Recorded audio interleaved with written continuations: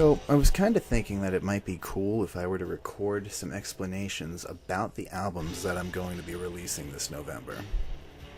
In particular, I think I did a good job at writing out synopses for each album on the album page, which is something that I don't have a good history of doing. Sometimes it really comes to me, and I know the exact explanation and description that I want on an album page. Sometimes I think of 5 different potentials and they all seem good, and I can't do them all at once, so I lock up and I choke and then I don't write one.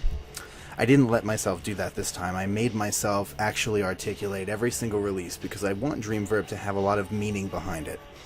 I wanted every album that I released during DreamVerb to have meaning to me, and if an album felt just kind of like a standard collection of tracks more so than a genuine concept album, I didn't release it. I moved it to either the December release cycle or I gave it to a label, because not all the albums that I release everywhere have to be concept albums. In this particular case, I really wanted DreamVerb to stand on individual memories and ideas and hypotheticals. I want a lot of what I make music about to be based on what I write about. And what I write about is, well, I don't know, because I haven't been writing as much. I've been making more music this year than anything. My goal in 2019 is to write way more than I did last year and this year combined. I think I can do it. I haven't neglected writing this year, but I definitely dedicated my self-expression to different outlets where normally I have always stuck to my roots and my comfort zone. A good part of why I did DreamVerb was to take myself out of my comfort zone. And another part of it was that I keep seeing sentiments this year, sometimes from people I don't know, sometimes from producers I like and respect and work with. And the comments say things like, "You can't make a good album in a week." If some of you knew how long it took me to make some of these releases, you'd probably hate me then. I believe you can make a good album in a single sit-down if you put your mind to it and have a good idea.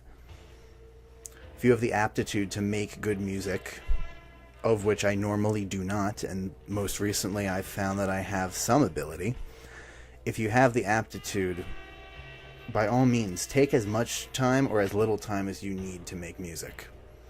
Don't shit on people's creative processes, please. But at the same time, I'm not here to try to change anybody from speaking out, because the people who spoke out and believe very earnestly that you can't make a good album in a week, well, I tried to show myself and others that yes, you can. You can make a good album in far less time than that.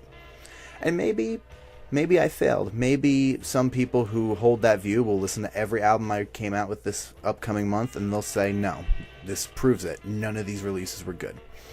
I personally know that I love the music that I made for November.